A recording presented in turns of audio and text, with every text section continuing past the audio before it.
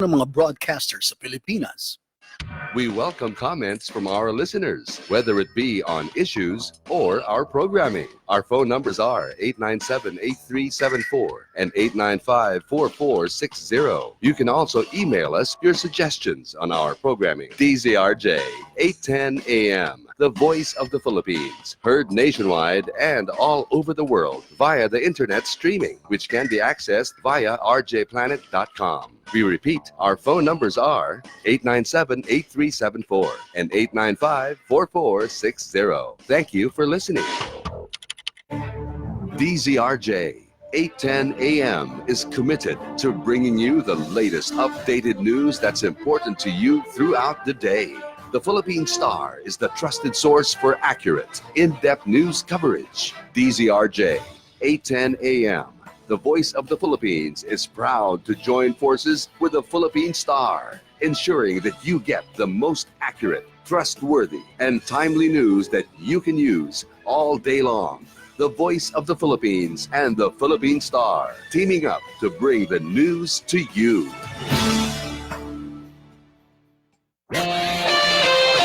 The views and comments of the hosts and guests are not necessarily those of the station. Radio Bandido, 810 AM. Para sa mga pulpul, para sa mga abusado, arogante, walang kwentang nilalang, nagtatago sa titulong public servant, empleyado ng gobyerno o politiko at kahit sino ka pa, yan ang tunog na lalatay sa'yo. Walang sisinuhin, walang sasantuhin, basta't tiwali, gigisahin ni Percy Lapid. Si Percy Lapid dito sa Lapid Fire. Lapid Fire. Percy Lapid, matatag na sandigan ng mamamayan. Pader na di kayang gibain ni naman kahit mga ulupong sa pamahalaan. Lapid Fire. Lapid Fire. Lapid Fire dito sa DZRJ 810 AM.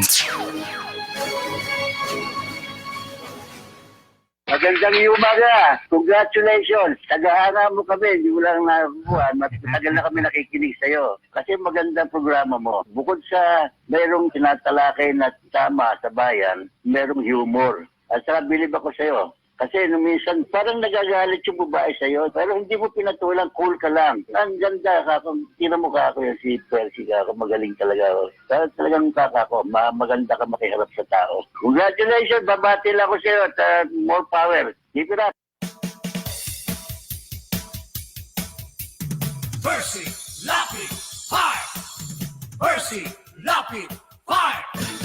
Tapang mo'y kakaiba, walang takot sa pagbira. Oh yeah! Oh yeah! Kapag mayroong anomalya, ibubulga na talaga. Oh yeah! Oh yeah! Mga kurap sa gobyerno, ibibisto ng walang preno, maging ikaw man ay politiko. Artista man o kahit sino, masasalukin ang baho mo. Sa Lapid Fire, walang sinisilo. Percy Lapid Fire! Makapal man ang iyong mukha, sa Lapid Fire, iuubra. Oh yeah! Oh yeah!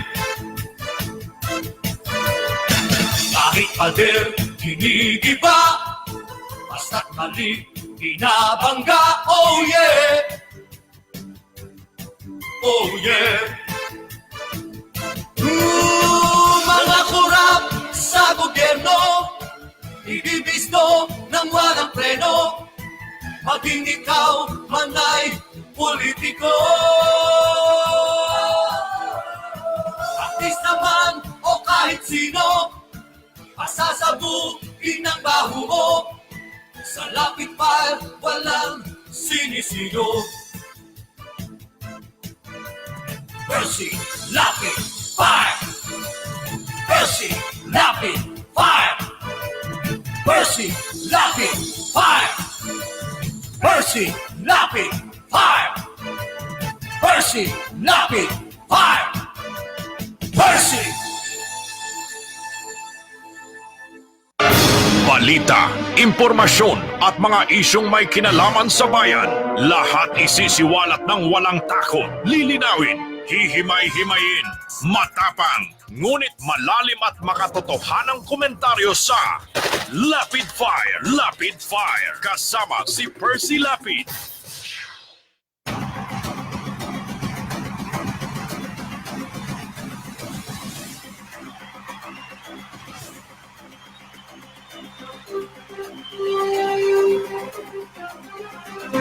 Magandang gabi po mga kaibigan. Ito pong muli si Percy Lapid para po sa palatuntunang Lapid Fire. Tayo po ay sumasayang papawid Lunes hanggang Biyernes, pagsapit po ng alas 10 ng gabi hanggang alas 12 ng hating gabi. Dito po yan sa makasaysayang himpilan ng DZRJ 810, ang Radyo Bandido. At syempre po, meron tayong mga landline, mga text line dito po sa ating himpilan na maaari po ninyong tawagan at pagpadala ng inyong mga reaksyon. Samantala, sa mga nanonood ng ating pong live streaming sa FB, sa gawing kanan, meron po tayong chatroom. I-type lamang ang mga reaksyon na ating pong babasahin sa kabuuan ng ating pagtatanghal.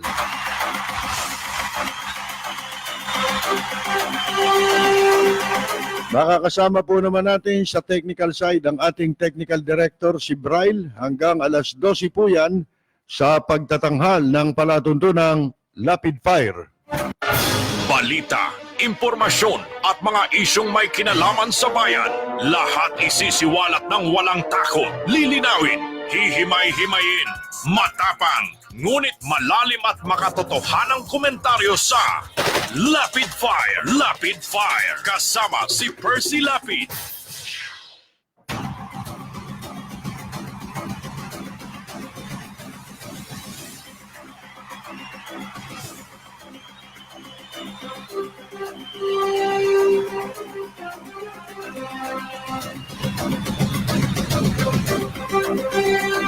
Muntik na raw maiyak si Paeldon ayon sa kanya. Siya yata ay narinig ko umiiyak dyan eh. Siya ba yun? May ngumungoy-ngoy eh. Ito raw eh, nung mabalitaan niya, itong lumutang na mga testigo na nagsasabing sila'y nagbayad para sa kalayaan ng isang preso. At marami daw po yan. Naiyak daw siya na ganyan pala nangyayari. Tell it to the Marines. Diba Marine siya dati? O yan mga kaibigan, ito na ho, naglalabasan na ang mga katarantaduhan sa likod ng pagpapalaya doon po sa mga convict na ang kaso ay heinous crime.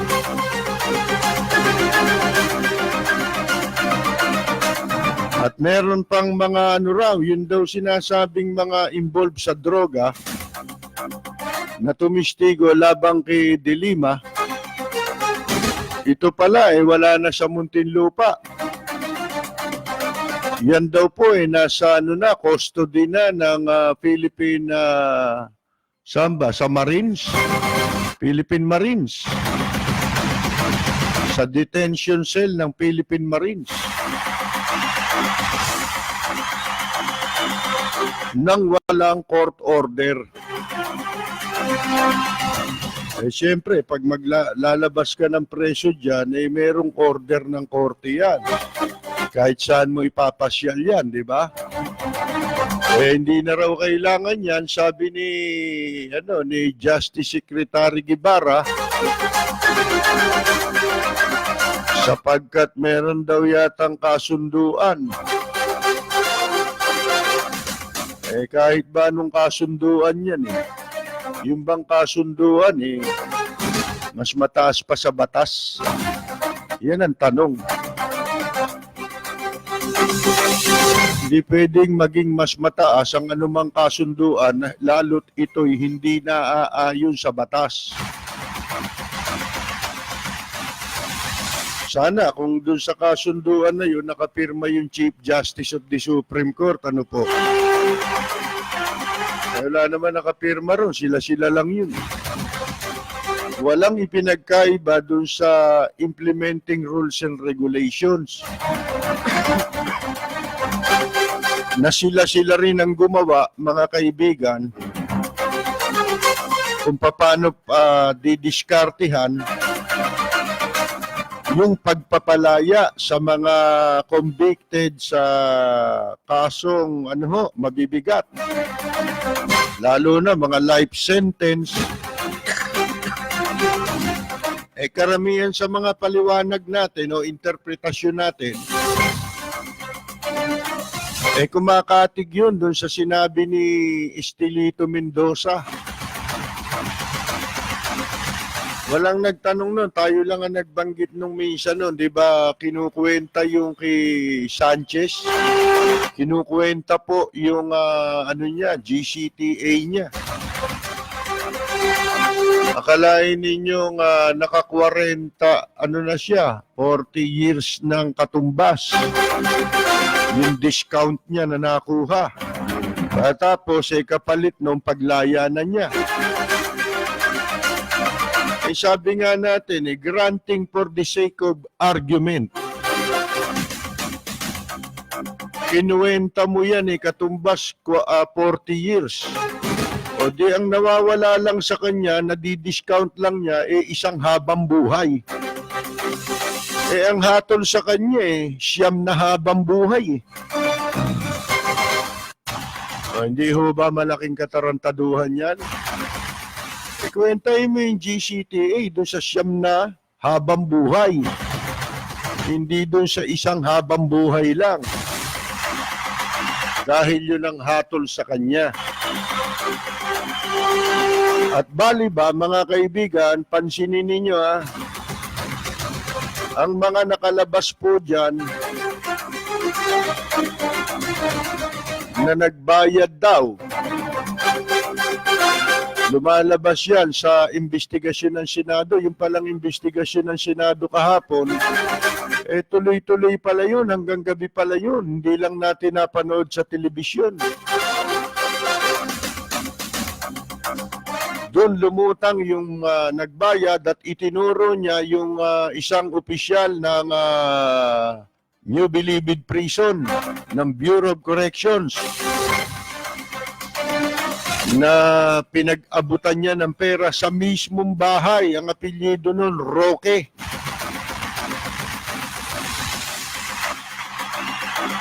Isipin ninyo yan. Ito, pansinin ninyo. Lahat po ng mga pinalalaya, kasama na po yung nasa custody ng Philippine Marines.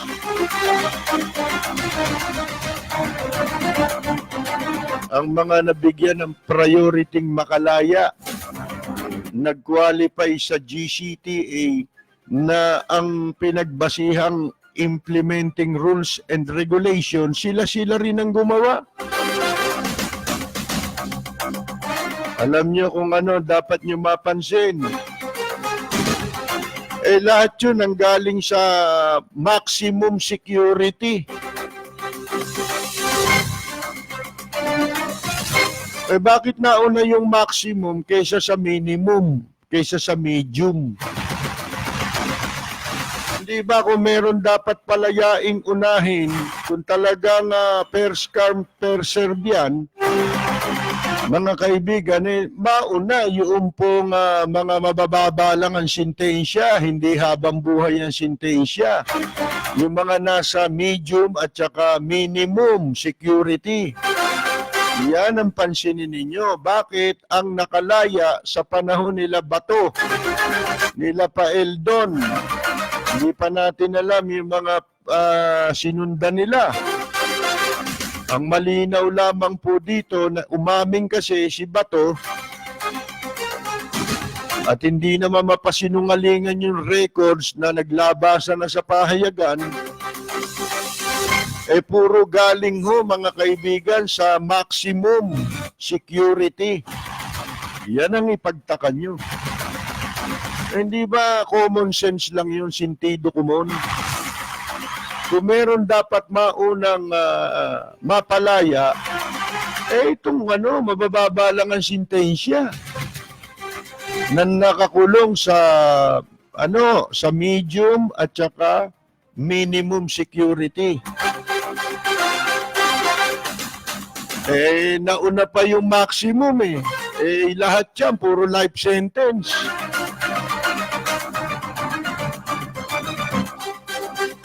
Hindi mo ba kataka-taka? Aba kung ako si Paeldon, maiiyak talaga ako dyan. Napakahirap ipaliwanag niyan. Nagmamaang-maangan pa itong nagka-cash in siya ngayon. Kinakasangkapan niya ngayon itong pagkakabulgar laban sa kanila. Na for sale talaga yan pong kalayaan, yung freedom. Freedom for sale.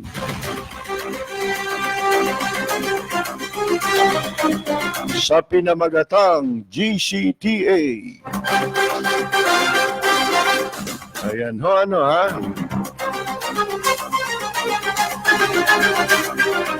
Ito ngayon, dahil pinababalik na sa utos ni Presidente Duterte, kasabay ng pagsibak kay Paeldon. Balita ko, daming tumatawag ngayon sa Bureau of Corrections.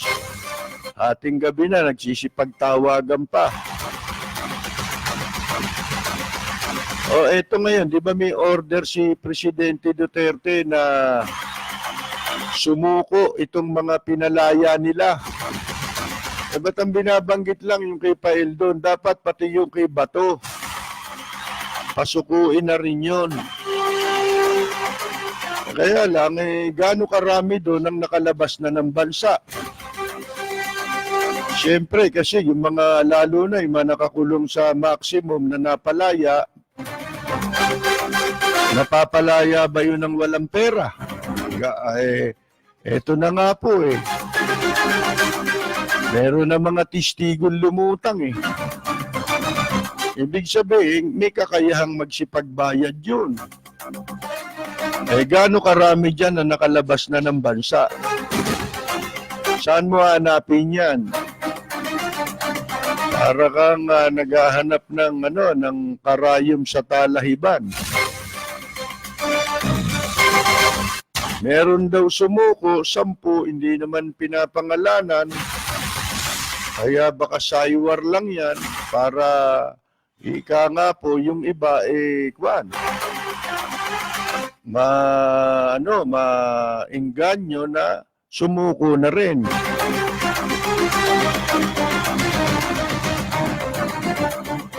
Pero paano yung binayad? Yan ngayon ang tanong. Yan ngayon ang mabigat na problema ni Paeldon at saka ng mga Bucor officials na nagsitanggap dyan at nakinabang dyan. Malaking panganib yan, Ito, may sinasabi nga si Tito Soto, ang bayaran daw meron daw nakapagsabi sa kanya na 1.5 million.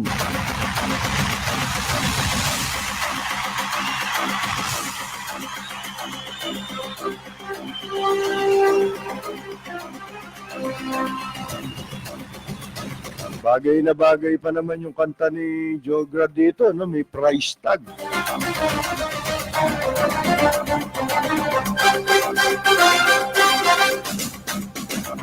Panawagan po mga kaibigan sumuko o baka matukhang kayo pag hindi kayo sumuko. Meron daw sumuko, tumawag pa raw kay Paeldon. Delikado yan kung yung pagsuko na yan, maganda yan pag-usapan natin. Pero may mga ano yan, may mga sinasabi sa ay mga legal luminaries tungkol dyan na pwedeng merong ma-violate na karapatan, constitutional rights itong mga taong ito. Saan ibabase? Ikukulong ba sila ulit?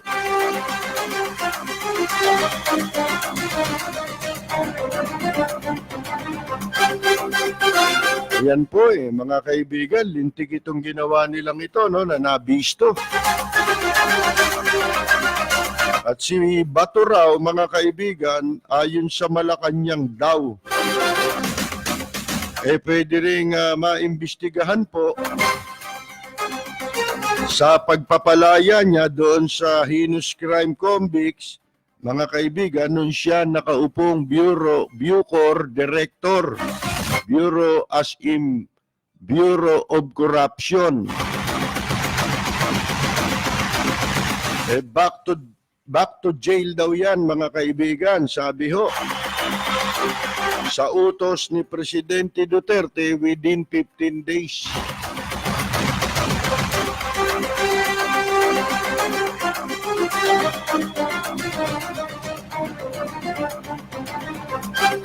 Ito naman si Albayalde na mahilig magsasalita, hindi naman totoo sinasabi. Nung wala pang order na hulihin niya mga yan at pasukuin niya mga napalaya na yan, nagmagaling na si Albayalde sa media. Hindi raw nila huhulihin. May order, huhulihin. Nung una, wala raw silang pagbabasihan sa batas. Pero nung sinabi ni Presidente Duterte, hulihin na nila. Asan yung batas na sinasabi niya?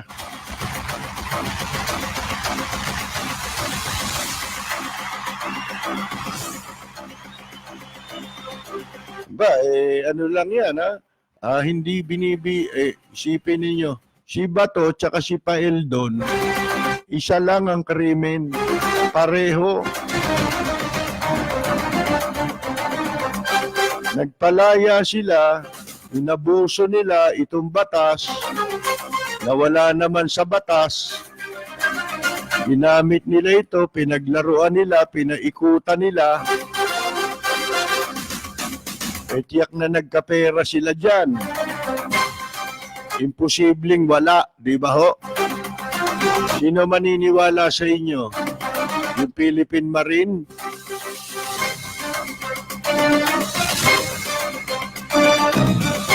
Automatic na yan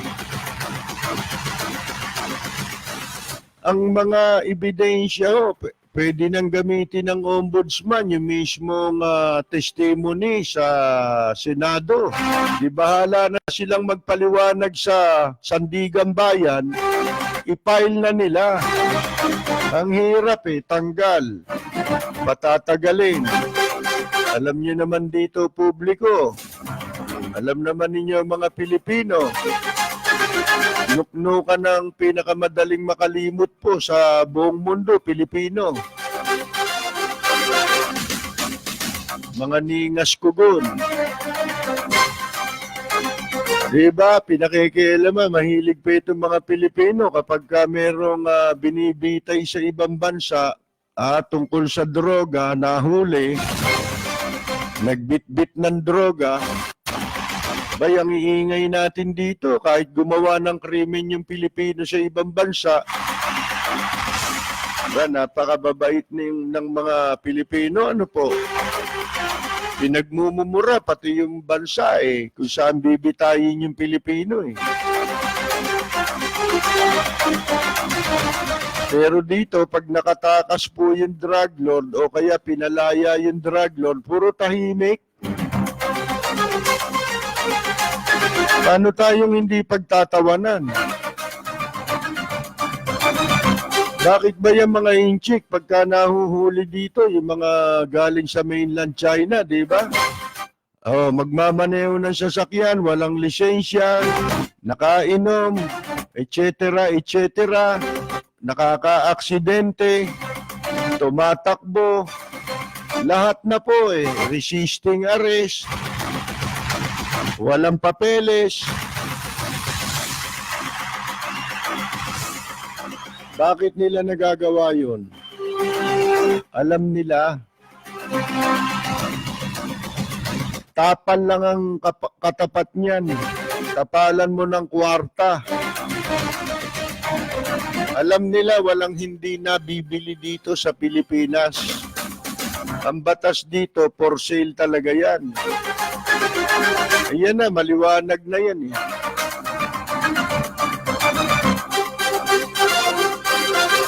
Si Cynthia Villar naman, mga kaibigan,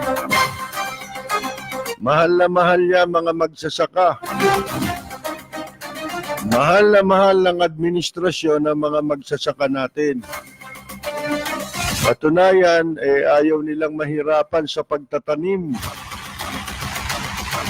Kaya ayun, nag-import na lang ng bigas. Kaya yung mga pananim ng mga magsasaka, hindi na, mahirapan na sila niyan. Hindi na sila magtatanim ulit. Bakit? Lugi. 7 pesos na lang pala 1 kilo ng palay. Pagkatapos, yung ginawang batas na niliberalize yung importation ng bigas, akalain ninyo ba't hindi bumaba yung presyo ng bigas? Ganon din Ngayon, kesyo bibilin daw po ng gobyerno, yun po mga palay na hindi mabili. Lugi pa rin At ang dahilan ngayon ng NFA, wala raw silang pera. Sa imported, may pera. Pero sa mga local na farmers natin, walang pera. Hindi pa ba tayo nakakahalata? Kaya ang duda nung iba, talagang may agenda sa likod ng batas na yun Merong maitim na agenda. Para wag nang magtanim talaga yung mga magsasaka. Kasi mahal nila yung mga magsasaka, mahirap magtanim, mapapagod sila. Kaya mapipilitan sila ibenta yung lupa na kanilang sinasaka. Ano po? Magbabalik po tayo pagkatapos ng ilang paalala. You're listening to DZRJ 810 AM. We'll be right back after these reminders. Bahay, tibay, ang bilis ilagay. Isang araw lang siya, may bahay ka na. Jacinto Steel Bahay Tibay Stormproof Steel Houses. May lupa ka. Isang araw lang, may bahay ka na. For as low as 145,000 pesos only. Bumagyo man o lumindol o bumaha, basta may lupa ka. Isang araw lang siya, may bahay tibay ka na. Call or text 0917-875-1867 or email admin@jacintocolor.com. On its 33rd season, Philippine Ballet Theater, a resident ballet company of the Cultural Center of the Philippines, invites you to its second annual production, featuring Encore, the Best of PBT USA Tour 2019. Right on the heels of their critically acclaimed production of Mirenisa, Philippine Ballet Theater reprises well-loved classical and neoclassical pieces in an encore performance of their highly successful USA 2019 tour. Watch all-time favorite classical pas de deux from Don Quixote, Flames of Paris, and The Merry Widow. Get another glimpse of Binta, The Generica Ringal, and Sa Entablado from Tony Fabellas Mantones de Manila. Catch this performance at the main theater of the Cultural Center of the Philippines on September 28 at 3 p.m. and 8 p.m. and on September 29 at 3 p.m.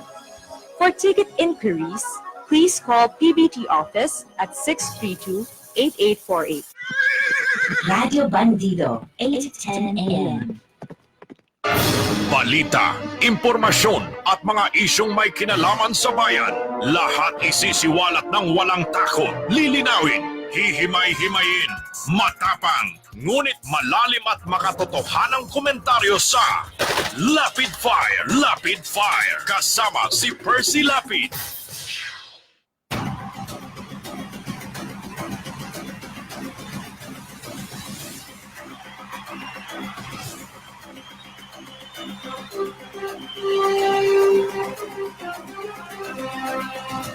Ito po mga kaibigan, di ba? May mga nagsisipagtawagan, walang puknat, doon sa Bucor. Ha? Alam nyo, laging tanong, ganito, tatawag. Hello? Ano ba may paglilingkod? Hindi may tatanong lang, nandyan ba si Paeldon? Sabihin nung nakasagot, naku, wala na ho eh. Bakit to? Tinanggal na ho ni Presidente. Ganun ho ba? O sige, salamat ho. Binaba telepono.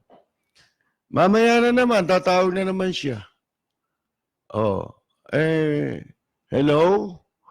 Ano pa may paglilingkod? Tatanong ko lang ho kung nandyan ho ba si Paeldon? Bay, wala ho. Hindi niyo ba kayo nagbabasa ng dyaryo at nakikinig ng radyo? O kaya nanonood ng TV? Tinanggal na ho ni Presidente. Ganun ho ba? Salamat ho. Binaba. Maya-maya na naman, tumawag na naman. Hello? Hello. Ano pa may paglilingkod? May tatanong ho ako eh. Di ba kayo tumawag 2 beses na? Ako nga ho eh. Pasensya na ho kayo. Sabi nga noon. Wala na ho rito si Paeldon. Sinibak na ho ni Presidente Duterte. Ganun ho ba? Huwag na kayong tatawag ulit ha. Naku, hindi ho. Pasensya na ho kayo ha. Kasi ho talagang gusto ko lang marinig na tinanggal na siya ni Presidente. Yun. May isa pa. Delikado yan. Kasi pinababalik yung mga bilanggo. Di ba? Ngayon, nabuko eh. Ang sabi ho nung testigo na lumutang, mga kaibigan, meron daw, nagbayad sila ng 50,000. Ito hindi mabigat sigurong krimen ito, mga kaibigan. O hindi mabigat ang sintensya. 50,000 sa madaling sabi, naibigay. Pagkatapos, bukas-bukas na siya. Pinagpaliban-liban na. Hanggang sa sumabog ngayon itong issue, mga kaibigan. So, sinamantala na rin nila, ito na pagkakataon para mabulgaryang kawalanghiyaan dyan sa Bucor na yan, mga kaibigan. So, nagpunta sila sa Senado at ikinuwento nila. Ako'y naniniwala na meron pang iba na magsisilitawan dito.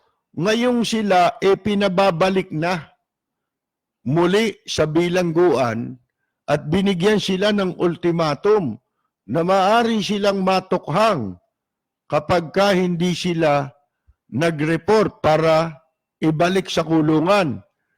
Paano ngayon? Ito ngayon ang tanong sa harap nitong mga naglabasan na mga testigo. At naniniwala ko may lalabas pa. Bakit? Si Tito Soto may sinasabi iba. Itong sa investigasyon, 50,000 ang hiningi sa kanya.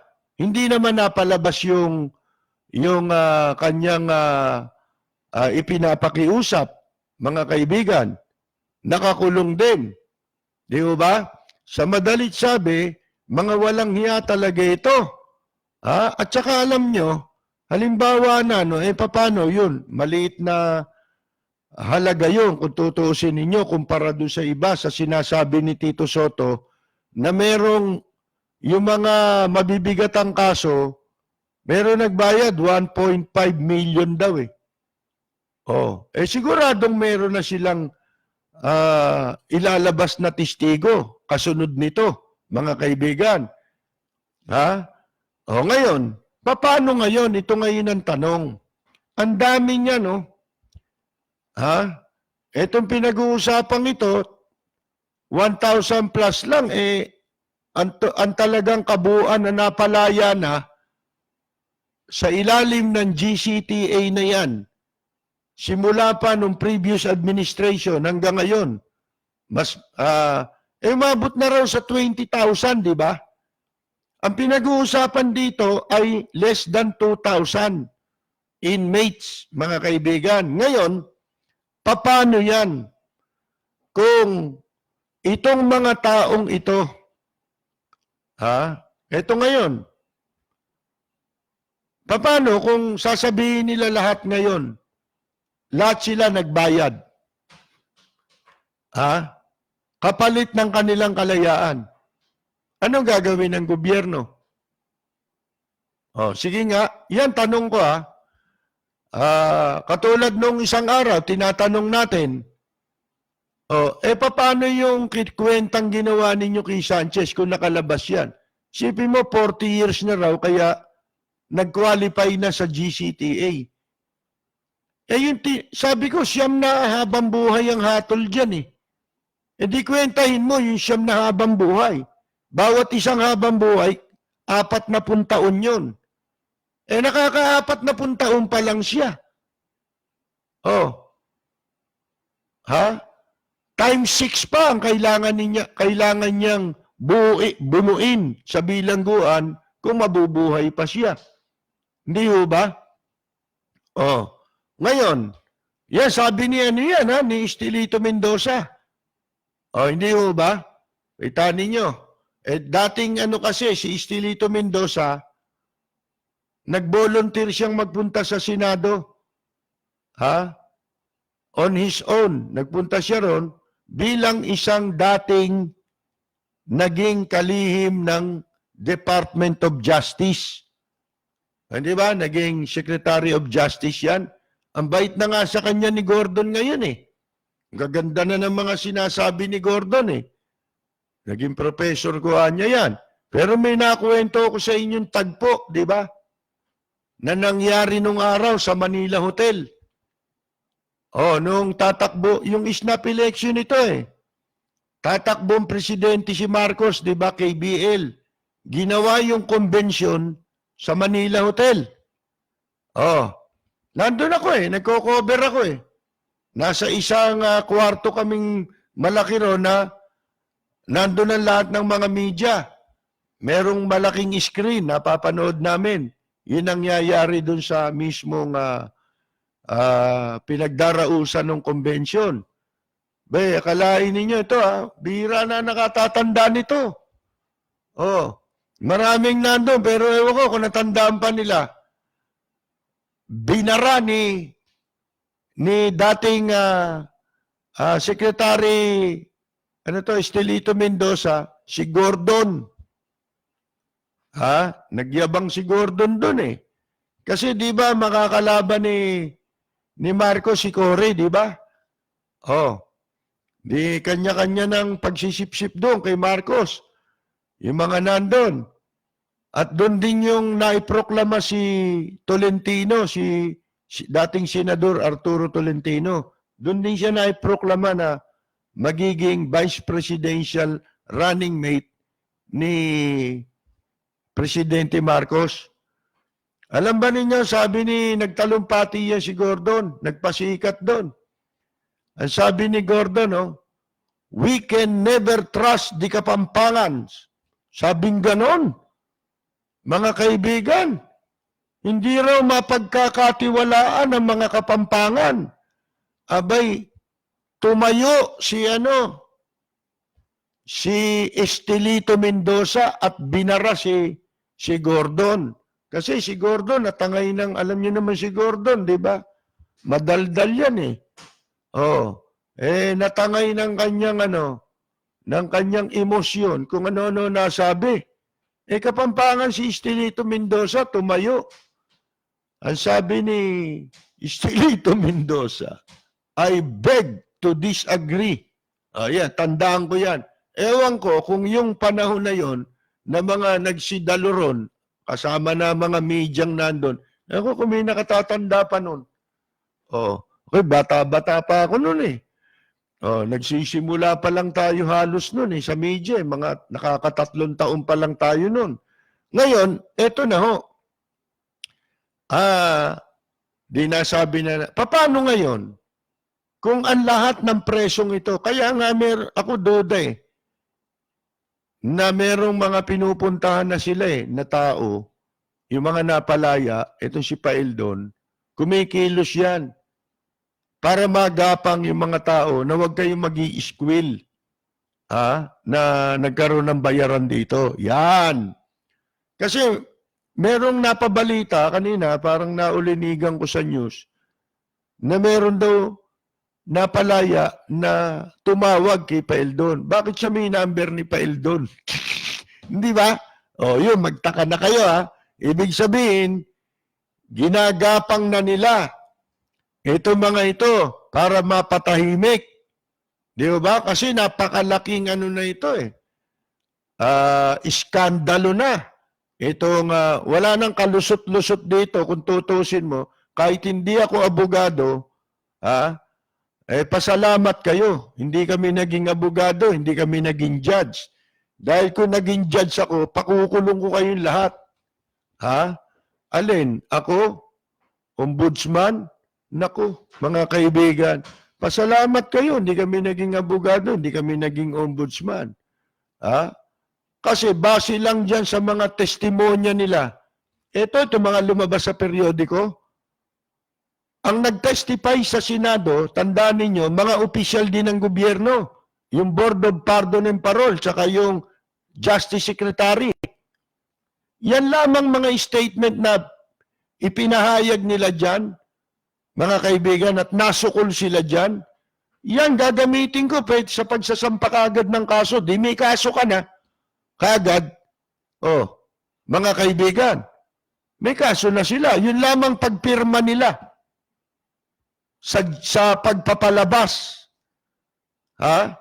ng mga preso, wala silang authority.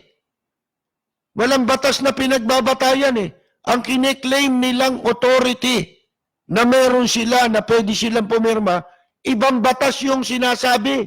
Hindi walang kaugnayan dito sa GCTA Mga kaibigan Sa ibang batas yung ginagamit nila. At naniniwala, di ba?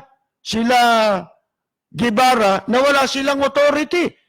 Ultimo, ang presidente ang nagsabi na mismo na hindi kayo sumunod. Hindi ka sumunod. Bakit? Paano? Ang sabi raw niya, bago palayain, kailangan ikuha muna ng clearance sa higher authority. Sino ba yun? Di ba presidente yun? Mga kaibigan, hindi nga sila pumunta kay Guevara. Hindi nga sila kumonsulta. Ang kinonsulta lang nila, anino nila pati si Bato, pareho yun Parehong-pareho, kaya may kaso na Hindi ba yun ang mandate ng ombudsman? Base lamang sa yung tinatawag na motu proprio, pwede ka mag-initiate ng investigation at pagpapail ng kaso on its own. Mga kaibigan, sa sarili nila, nang walang complainant, ay pwede nilang gawin ang pagsasampa ng kaso. Yan ngayon ang parang nakikita natin, ginagapang na ngayon nitong mga tracker, yung mga napalaya para hindi magbigay ng statement na lalong magdidiin dito kay Paildon, kay Bato, at sa mga mandurugas na opisyal ng Bucor, kung sino man ang mga kumita dyan, mga kaibigan. Ngayon, Ay, paano nga kung hindi nila magawa yon at marami dyan ang magsabi na nagbayad sila? Paano yan? Yan ang tanong. At hindi pa yan. Hindi kaya mag-isip ng iba. Ito mga napalaya. Parang ang nangyari, para silang naswindle. Hindi ho ba? Kundi dahil sa mga katarantaduhan ninyo sinali nyo si Sanchez dito talagang ano yan mainit na mainit yan. Naisali nyo si Sanchez. Umusok ngayon ito. Sumingaw ngayon itong palukuhan ninyo. Nagbayad naman kami sa inyo. Ngayon, bababalikin kami. Kung nakapagbayad yun, kapalit ng kalayaan, hindi ba sila makakaupa ng tao para ipahunting naman itong si Paeldon? At saka yung mga Bucor official na yan. Katunayan, yung isa napatay, di ba? Yung assistant nitong Roque. Assistant niya pala yun mga kaibigan, yan pala mga nagpapalakad doon. May mga tao sila ron sa loob. Kung sino mga may gustong makapag-avail ng pribilehiyong yun sa batas, kailangan may pambayad ka. Pag wala, yun yung sinasabi natin, di ba? Para nakita mo na, nilalakad yung kaso, dadaling kay Paeldon, kay Bato. Ano ba ito? Sir, ano yan GCTA, pwede na lumaya. Good conduct ho yan good conduct. Magkano ito? Naku, wala akong pera yan sabihin mo, sa 1 taon na siya good conduct, ngayon hindi pa. Ganon mga kaibigan, di ba? Ngayon, paano ngayon? Ito pa isa, pinahamak ni Paeldon. Yung media, meron siyang binanggit na media ron Nabale, yun ang mas nauna na tumawag. Ayon sa kwento nila, sila mismo nagkwento niya sa Senado. Mas naunang tumawag yung isang media na gustong makausap si Paeldon. Mga kaibigan, di ba si Deo Macalma yon sa kabilang himpilan. Delikado ngayon pati buhay ni Deo Macalma. Isipin ninyo, bakit? Kasi, kung hindi niya natawagan si Paeldon, parang deliberate yung ginawa ni Paeldon, ipahamak si Deo Macalma Bakit to? Kasi, kung hindi siya tumawag, hindi pala mabubulilyaso yung paglabas nila. Hindi ba? Ngayon, nabulilyaso ngayon. Pati yung mga nakalabas na, nabulabog sila. Mga kaibigan, kailangan silang bumalik ngayon. Kung hindi, pwedeng ipag-utos daw na shoot to kill. Ewan ko kung anong batas yun, mga kaibigan. Yan ngayon ang hirap. At saka alam nyo na, pagka may nangyayaring bulilyaso na ganyan, ano nagiging reaksyon kunyari ng gobyerno para makita na meron silang ginagawa para i-address yung naging problema. Ano ba yun? Hindi yung lahat ng katiwalian sa loob ng bilanggo. Malilinis mo pa ba yan? Kung hindi mo gagawin yung tunay na solusyon dyan, ang problema, yung mga yan, gagawa sigurado yan ng public consumption. Hindi ho ba? Para may maipakita sa tao, mag-i-initiate sila ng kung ano-ano kunyaring reforma dyan sa loob. Ang masama dyan, yung gagawin nilang kalupitan laban sa paghihigpit nila, laban sa mga ang pahihirapan nila ngayon, yung mga presyo na naman. Hindi naman yung mga presyo gumawa ng kalukuhan. Sabi ko nga sa inyo, kung nagbayad man yung mga yan, hindi na nila kasalanan yun. Kahit si Sanchez, kasalanan ba ni Sanchez yun? Ano kasalanan niya dyan? Ha? Available yung opportunity. Hindi ho ba? Na mapagsamantalahan nila. Kung may pera ka, pwede mong bilhin. Nabibili yung opportunity. Bakit hindi ko bibilin yun? Sino man sa inyo. Kahit hindi kayo preso, gagawin ninyo yun. Di ho ba? Basta't may oportunidad. Hindi mo nakasalanan yun. Kasalanan ba nila yun? Bakit? Sila ba gumawa ng batas? Hindi. Gobyerno gumawa. Kaya lang, sinalaula. Neto mga walang iya sa Bucor. Mga kaibigan. Ay sabi nga sa inyo doon pa lang sa pagpapalaya, nakita ninyo, mapapansin ninyo ngayon, puro mga, kung sino yung mga nasa maximum, yun ang nabibigyan ng pribileyo na maunang makapag-avail ng privilege dito sa GCTA na ito, mga kaibigan, at naunang makalaya kaysa ron sa mga bilanggo na nasa minimum at saka ano ba yun? Yung kanina? Medium. Minimum, medium at saka maximum. Mga kaibigan. Di ba dapat mauna yun, yung mas mabababa ang kaso? Ba't nauna yung mga yun? Mga drug lord pa man din. Yun ang matindi, pinakamatindi ron. Droga ang kaso.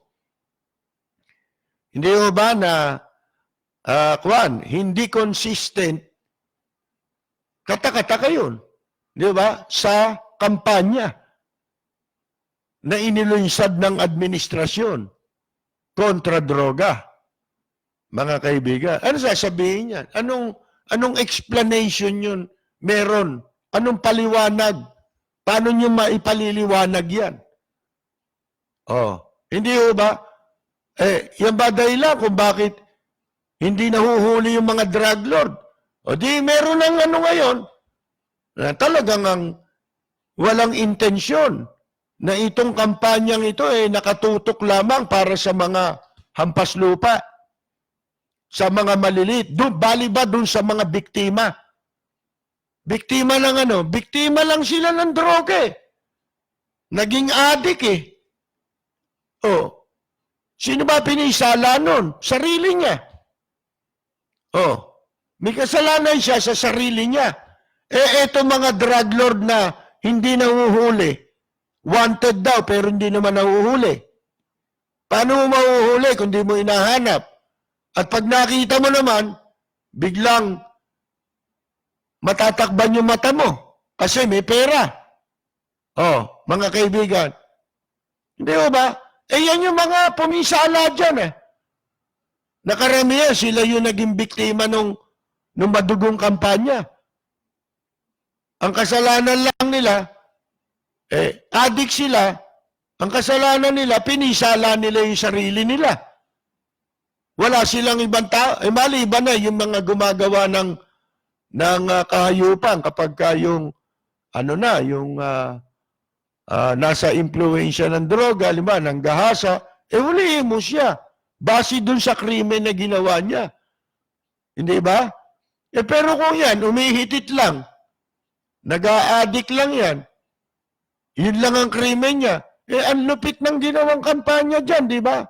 Bakit itong mga drug lord hindi nahuli? Bakit itong mga nakakulong na nga, pinalalabas pa? Huli na nga. Yan ang problema natin. Naging masyadong, lumaki na. Masyado, naging talagang negosyo ginawa. Mga kaibigan, kapal pa ng mukha ni Bato. Isa lang daw pinalaya niya ang drug lord. May pinagmalaki pa niya yun. Sipin ninyo, anong klaseng mga moralidad meron itong mga taong ito? Ngayon, paano ngayon yan kung maisip ngayon ng mga nakalaya? Kung hindi tumawag itong nasa medyang ito, yung broadcaster, hindi sana naggulo lahat itong paglaya natin, di ba? O pati si Sanchez. O, mga kaibigan, alam niyo yung asawa ni Sanchez, may nalalaman yan eh. Ha? Eh kaya iniipit siya rin sa kwan. Hindi ang purpose, idiin si Sanchez. Kung hindi, para mapilitan siyang kumanta. Ituro niya, o ikanta niya, kung magkano binayad niya. Kaya nga malakas ang loob niya eh. Hindi ho ba? Ito, tinanin niyo, wala nagsasabi nung sinabi ko, di ba na para pambara mo ron sa asawa ni Sanchez na walang kasalanan si Sanchez. Isa lang ang sagot dun eh. Wala palang kasalanan niyan. Bakit kayo nag-apply ng pardon? Hindi niyo ba alam na ang pinapardon lang, pardon nga eh, patawad eh. Di ba? Ang pinapardon lang, yung pong gumawa ng kasalanan, nakagawa ng kasalanan. Yun lang ang pinapardon. Tapos sasabihin mo, walang kasalanan yan. Humihingi ka ng pardon. Di ba? Pero may nalalaman niya, alam nyo ang issue doon, yung SIM card. Hindi ba ang paliwanag ng pamilya eh? May tumawag sa kanila kaya nila nalaman, kunyari, nalalaya na. Hindi totoo yan eh. Mga kaibigan. Kaya mayroon tayong suspecha na yung napatay na Bucor official, yun yung kausap nila eh. O kaya, eto, suspecha lang baka si Salvador Panelo. Di ba? Kaya hinahanap ng mga senador yung SIM card. Mga kaibigan.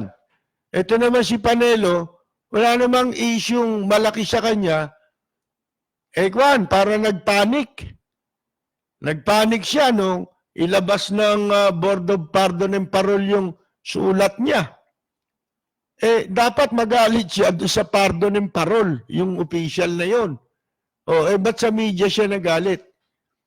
Samantalang yung media, isinulat lang yung istorya base dun sa nangyari sa Senado. Hindi ho ba? Bakit pinagbantaan agad na ididemanda? Ibig sabihin, nagpanik.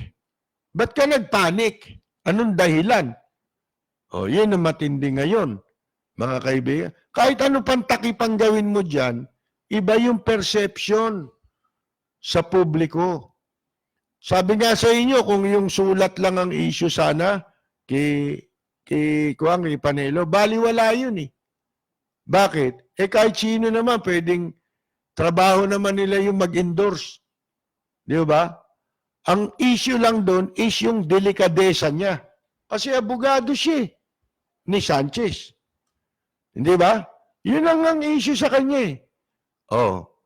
Bakit biglang-bigla nagpanik siya? Yun ang sinasabi natin na yung kayang mga pagre-release ng preso, especially yung naudlot na pag-release kay dating Kalawan Mayor Antonio Sanchez, mga kaibigan, yung kaya walang nag-impluensya kay Paeldon.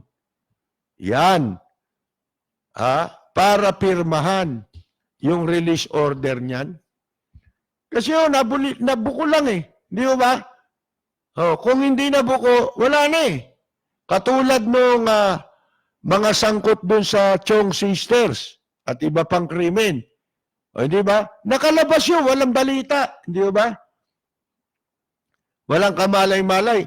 Ni yung mga pamilya, yung mga offended parties, mga kaibigan, yung mga victims, hindi sila na-inform eh. Hindi na ipagbigay alam sa kanila. Katulad tong kay Sanchez, hindi rin alam nung pamilya nila Sarmenta yan, at saka nung Gomez. Walang malay. Hindi ba yun, highly questionable lahat yun, mga kaibigan? Anomalous. Kaya wala nang wala nang kailangan pa ang ombudsman kung talagang gusto nitong mag-file ng kaso. Wala Sabi nila, magpa-file kami ng kaso. Kailan nila sinabi? Nung binanggit ng Malacanang, yung possible na pag-imbestiga ng ombudsman. Tsaka lang sila pumapapel. Tsaka lang sila magsasalita. Alalahanin ninyo, yung ombudsman constitutional body yan. Mga kaibigan, walang pakialam ang executive dyan. Ba't kayo humihingi ng queuing? Bakit kayo naghihintay ng signal magmula sa executive? Yan yung sinasabi natin sa mga nakaraang pagkakataon na itong gobyerno, ngayon lang tayo nakakita ng ganito na hindi po kumikilos, hindi gumagana. Itong mga departamento, mga agency ng gobyerno nang walang dikta sa kanila. Naghihintay sila lagi. Mga kaibigan, pag kami nangyaring ganyan, mga nakanganga, ano kaya sasabihin ni Presidente para may gagawin tayo? Walang ginagawa Wag na kayong magmamanga kasi yung unang-unang dapat ginawa nila ba to kung talagang totohanan? Kasi nga hindi totohanan Walang totohanan Doon sa sinasabing pagbabago o binabaliwala nila yung kampanya na inilunsad ni Presidente Duterte para sa pagbabago. Nangyari para sa panggagago to Di ba?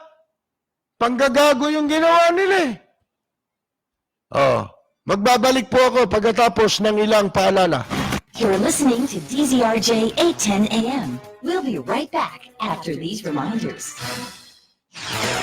This is DZRJ 810 AM, Radio Bandido, broadcasting nationwide on 50,000 watts, streaming worldwide on facebook.com/DZRJ 810 AM. Raja Broadcasting Network Incorporated, member KBP, kapisanan ng mga broadcasters sa Pilipinas. We welcome comments from our listeners, whether it be on issues or our programming. Our phone numbers are 897-8374 and 895-4460. You can also email us your suggestions on our programming. DZRJ, 810 AM, the voice of the Philippines, heard nationwide and all over the world via the internet streaming, which can be accessed via rjplanet.com. We repeat, our phone numbers are 897-8374 and 895-4460. Thank you for listening. DZRJ 810 AM is committed to bringing you the latest updated news that's important to you throughout the day. The Philippine Star is the trusted source for accurate, in-depth news coverage. DZRJ 810 AM, the voice of the Philippines, is proud to join forces with the Philippine Star, ensuring that you get the most accurate, trustworthy, and timely news that you can use all day long. The voice of the Philippines and the Philippine Star, teaming up to bring the news to you. Radio Bandido, 810 AM. Balita, impormasyon at mga isyong may kinalaman sa bayan. Lahat isisiwalat ng walang takot, lilinawin, hihimay-himayin, matapang, ngunit malalim at makatotohanang komentaryo sa Lapid Fire. Lapid Fire, kasama si Percy Lapid.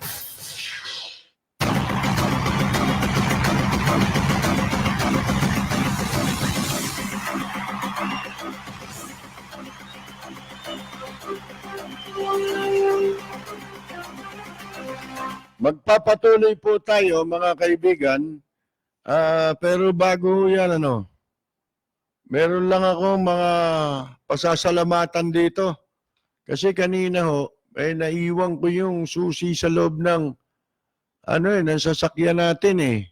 Dahil sa importante nating lakad, nagmamadali tayo, naiwan ko yung susi sa loob. Mabuti na lang, nakatawag tayo ng saklolo at ang mga napakiusapan may mga napakiusapan yung kaibigan natin na tulungan tayo. Pinuntahan nila tayo doon at kaya nabuksan yung sasakyan. Mga batang baklaran itong mga to eh. Taga maasahan binabati natin at pinasasalamatan natin na si Bitoy, si Carl, si Sunny, si Arvin, si Benji, at si Kuya Noli. Hindi ko na babanggitin kung saan itong mga ano na ito. Kung saan sila sa Baclara. Basta tatawagin na lang natin mga batang baklaran. Ayan po. Maraming salamat sa inyong pagtulong sa akin. At dahil po, itong pakinggan muna natin ito para kay, kay Cynthia Villar at saka para kila Paeldon, kay Bato, sa lahat ng mga tarantado dyan sa Bucor.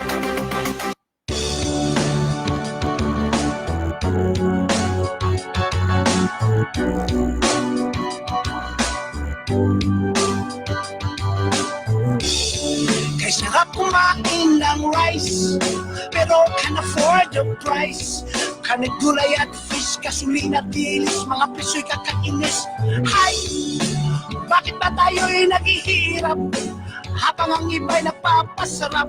Kahit anong sikap hanggat may mga kurap na ang business nila ay crime.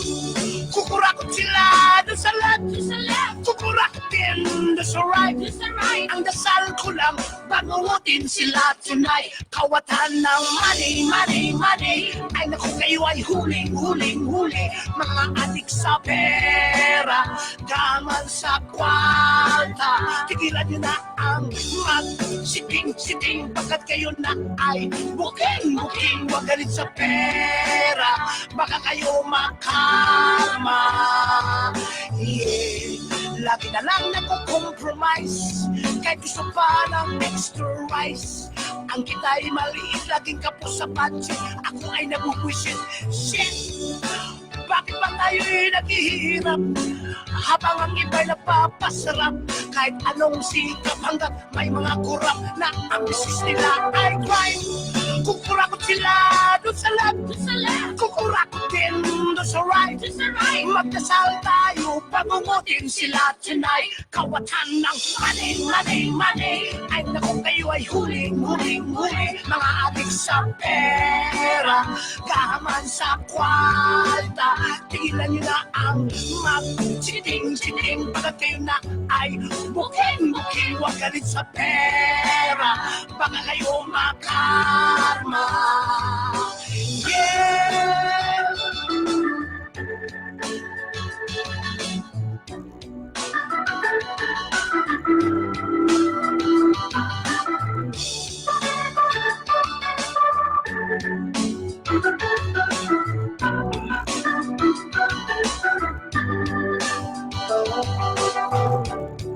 Kukurakot sila dun sa left, kukurakot din dun sa right.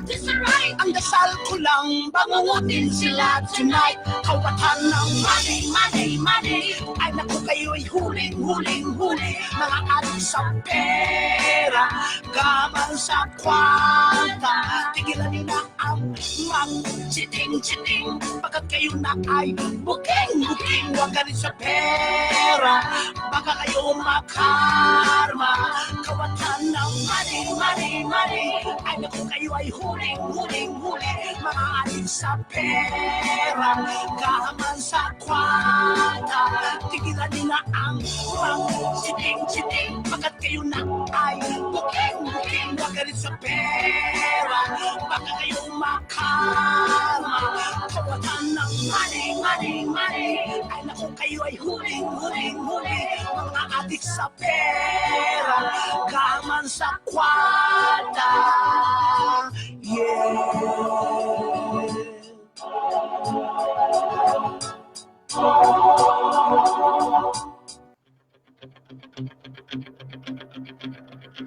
Walang preno kung bumatikos.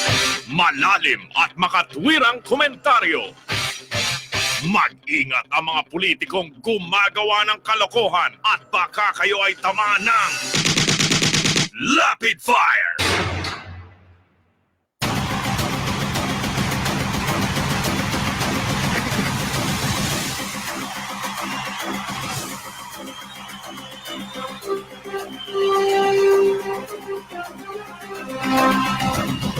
Magpapatuloy po tayo mga kaibigan. Saan ba yung... Si Jinggoy nga pala, oh. Mukhang naglalaglaga na. Ito si Napoles tsaka si Jinggoy Estrada, mga kaibigan. Ano, nakapagtataka, hanggang ngayon walang press release si Jinggoy, ah. Ito matakaw din sa publicity ito, kamukha ng tatay niya, eh. Di ba? Oh, ang sabi ho ng Sandigan Bayan, 5th Division, hindi na raw kailangan na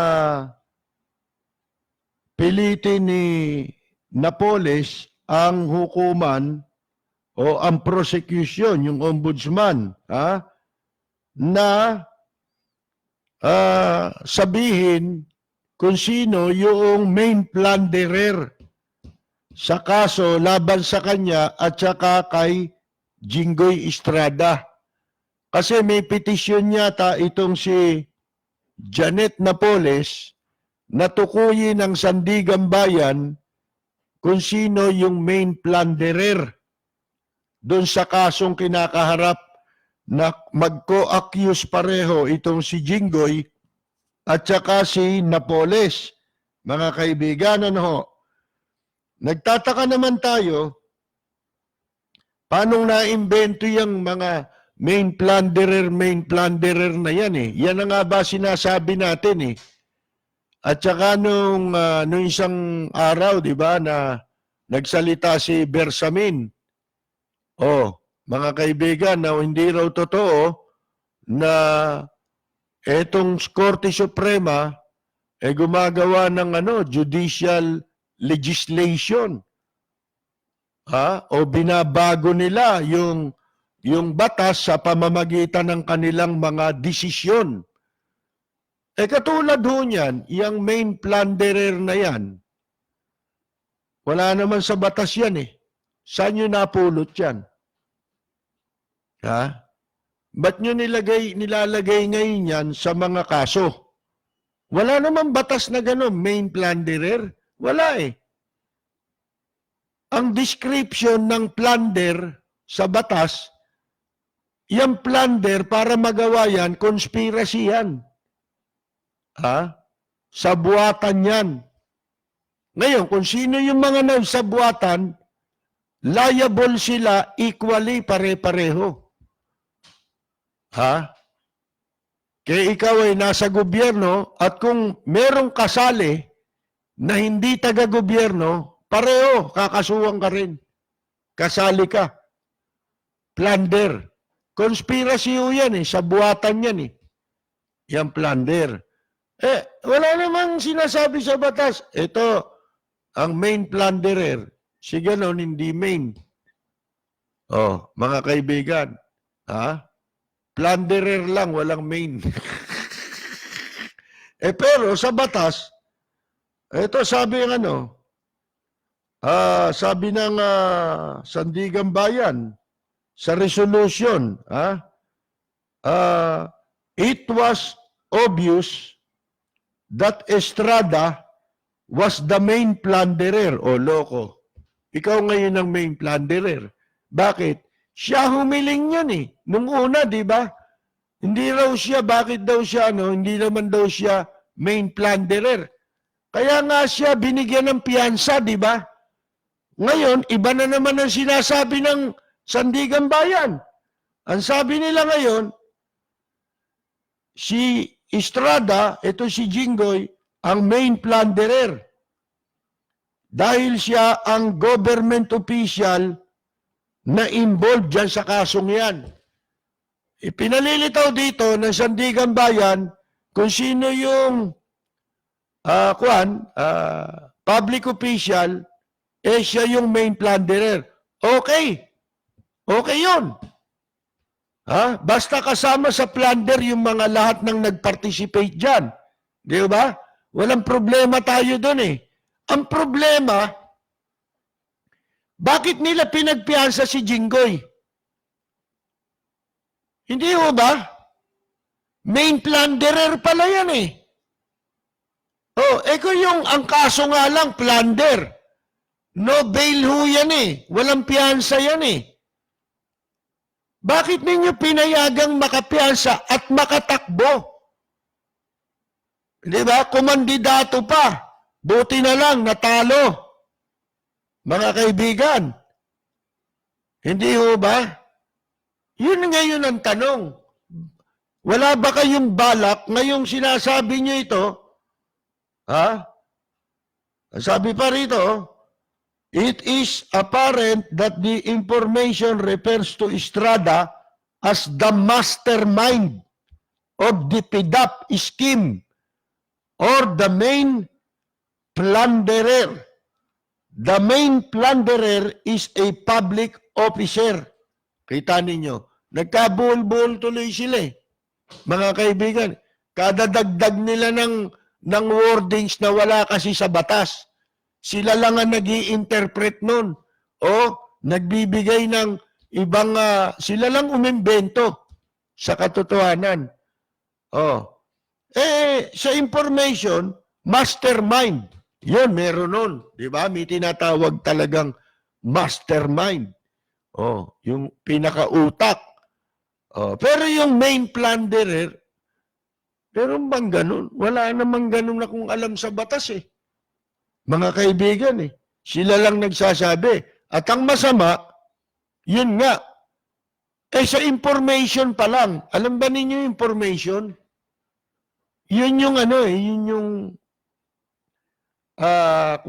na isinasampa sa husgado.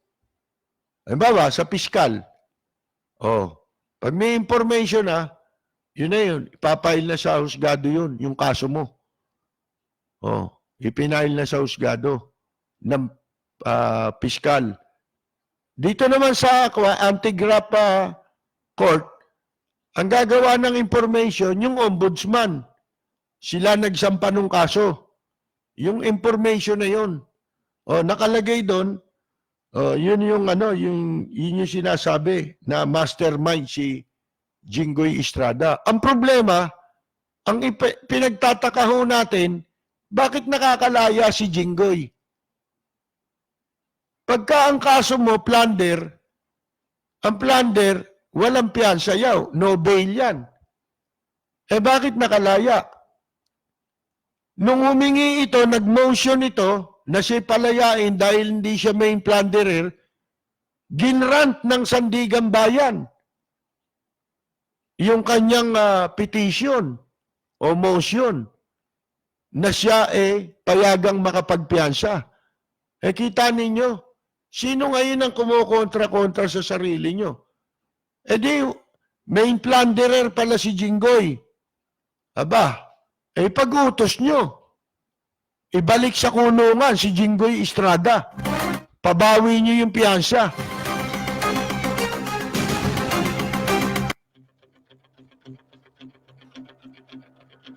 Walang preno kung bumatikos. Malalim at makatwirang komentaryo. Mag-ingat ang mga politikong gumagawa ng kalokohan at baka kayo ay tamaan ng Rapid Fire!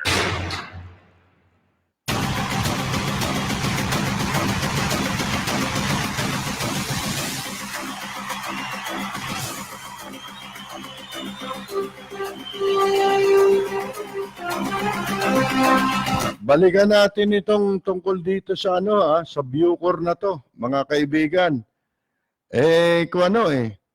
Siyempre, mag-i-initiate sila ngayon ng mga kunyari. Kunyari lang naman yan kasi hindi tayo maniniwala na lahat ng katiwalian dyan matitigil. Magagawa lang yan na maipatigil at magkaroon ng panibagong simula ng panibagong tiwala, una, maayos ang ating mga kulungan. Nakita ba ninyo yung Muntinlupa? Di ba, pinakikita naman sa television. Parang may subdivision dun eh. Yung mga kubol, may mga bahay pa nga eh. Mga kaibigan eh. Hindi ba?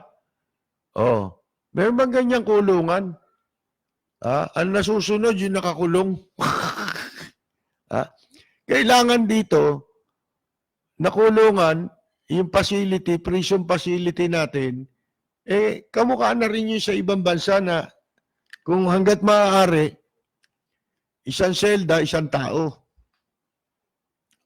Mga kaibigan. At hindi yung palaboy-laboy dun sa compound ng bilibid yung mga tao. Di ba, nasa labas?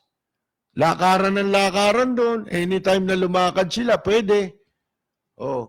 Saka nakakita ng ganong kulungan. Kulungan ba yun? Mga kaibigan.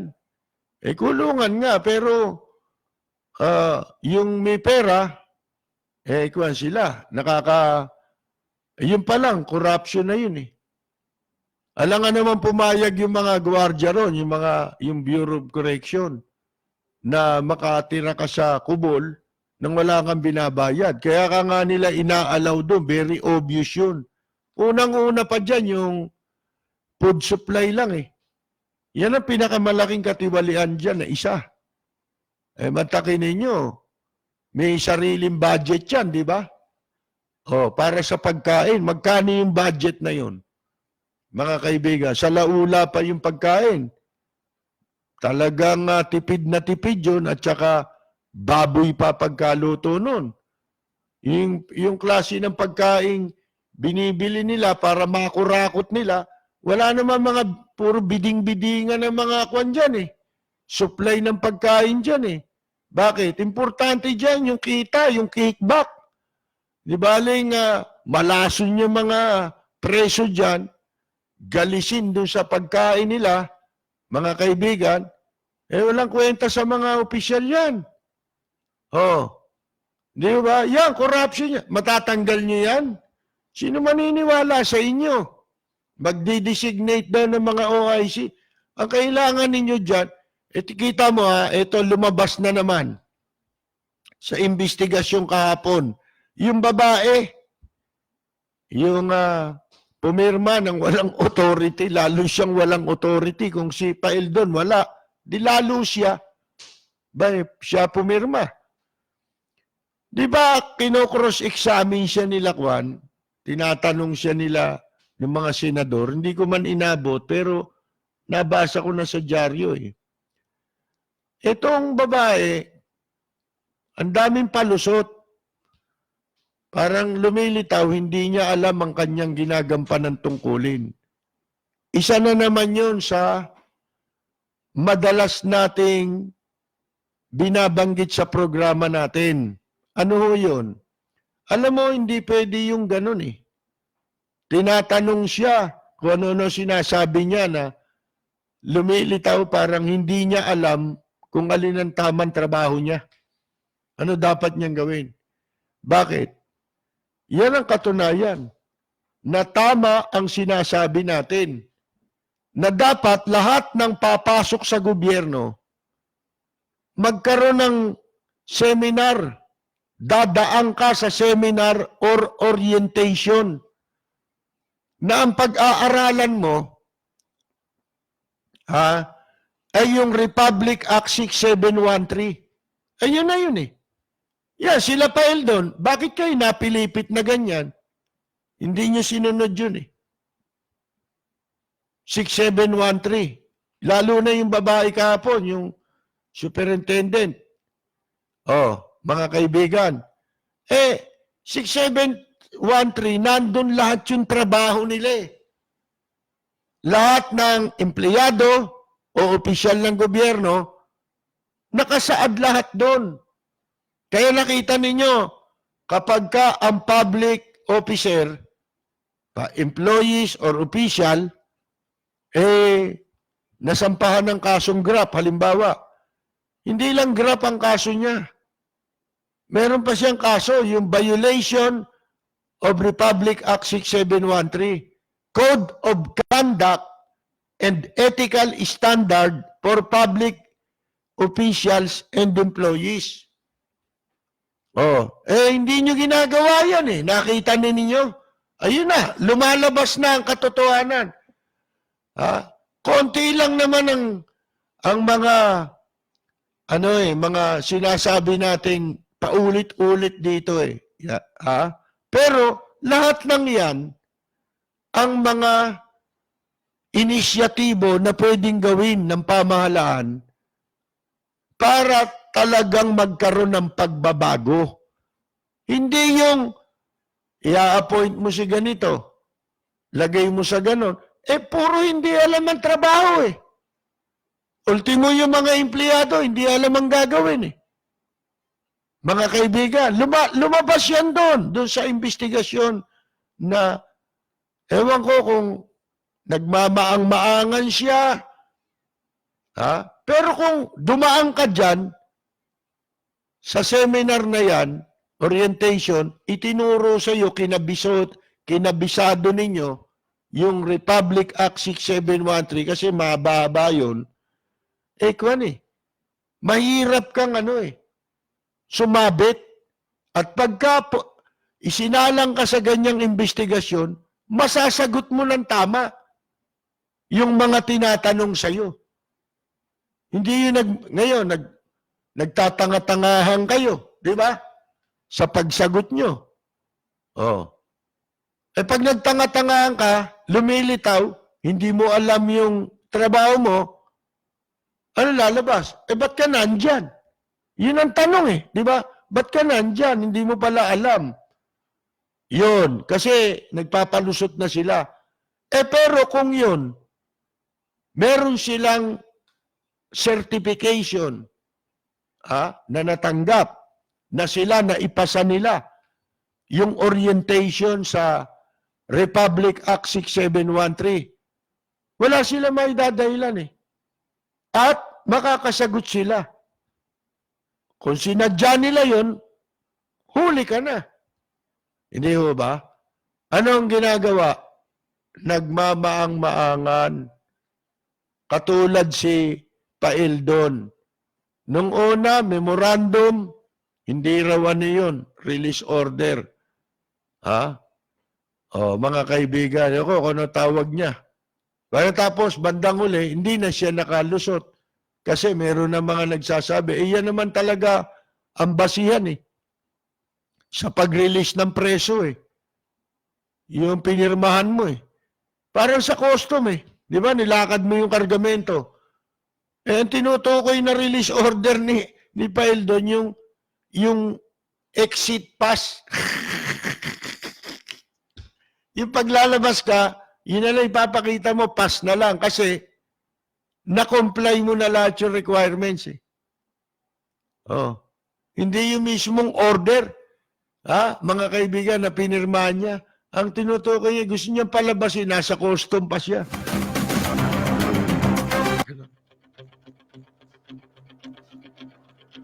Walang preno kung bumatikos. Malalim at makatwirang komentaryo. Mag-ingat ang mga politikong gumagawa ng kalokohan at baka kayo ay tamaan ng Lapid Fire!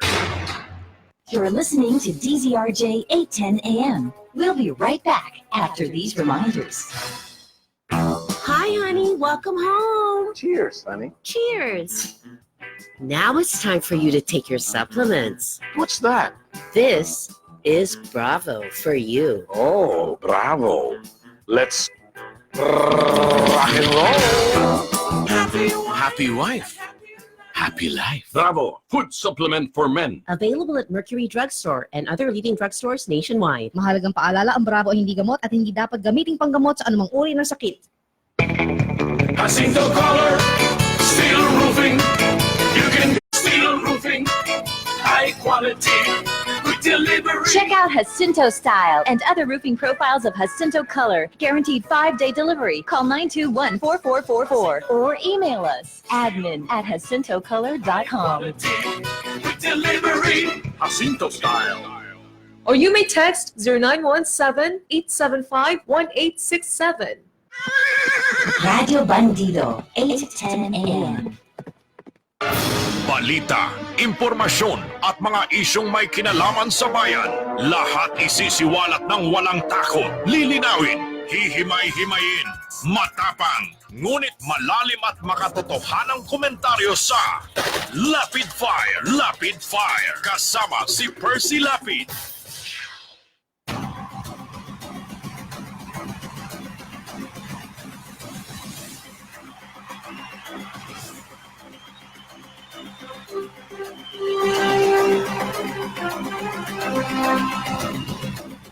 Meron po tayong birthday celebrator. Babatiin natin sa kanyang kaarawan ngayon, si Ivan Matthew Romakin. Pinababati siya ni Ginoong Richard Romakin sa kanyang kaarawan. 21 na siya. 21 years old na si Ivan Matthew Romakin. Narito ang ating pagbati. Para sa nagdiriwang ng kanilang karawan, happy birthday ang bati ko, ang bati namin sa iyo. Nawa ay lumigaya ka.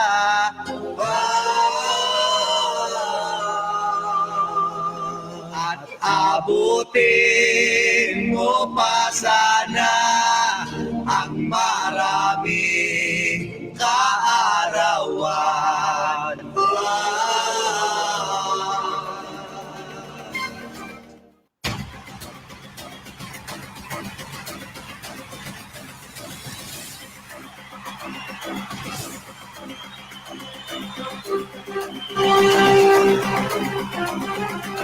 Papatuloy tayo, mga kaibigan.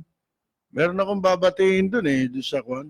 Okay, labas mo sandali lang. Yan.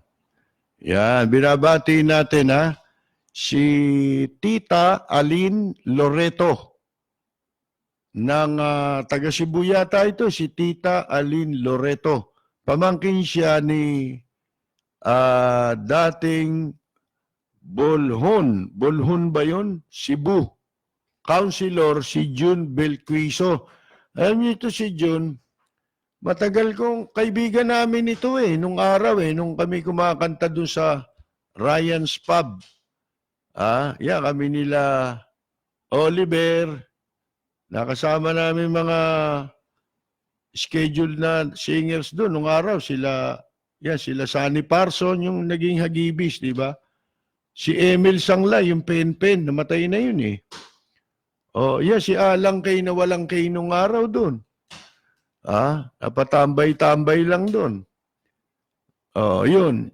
Mabuti na trace namin, na trace ako ni June dahil meron yata siyang ka-Facebook siguro na tayo naman merong gumawa nung ating, may isa ring naggumawa ng page natin siyempre, yung mga ka-friend niya, hindi ko kakilala, na nakapapanood doon, doon ako nakita ni June naging councilor pala siya roon sa kanilang municipality sa Bolhon, Cebu, si June.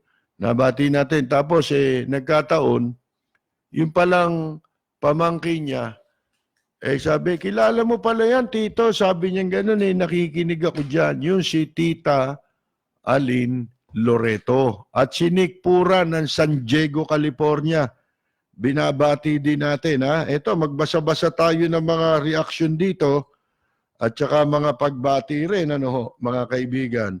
Siyempre, si Arlene Tanyedo Varias, nasa Amsterdam, at ang kanyang husband na si Ramon, mga katropa natin, si katropang Jundi Valencia, may sakit pala, si Arlene, si Zian, magandang gabi, si Jerry Rubio, si Katropang Susana de los Santos, si Jun Di Valencia, nabanggit ko na ba, katropa natin?